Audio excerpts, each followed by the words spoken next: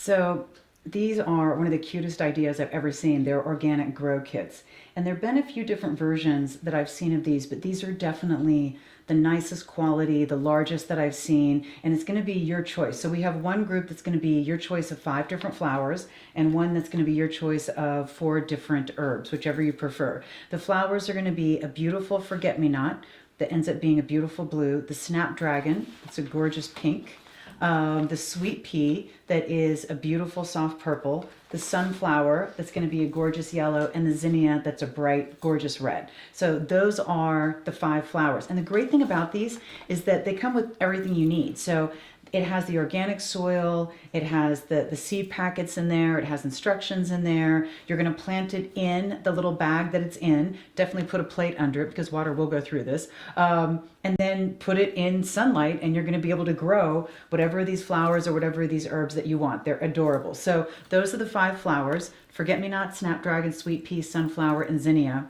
And then we have the herbs, and they are the basil, the mint, the cilantro, and the rosemary.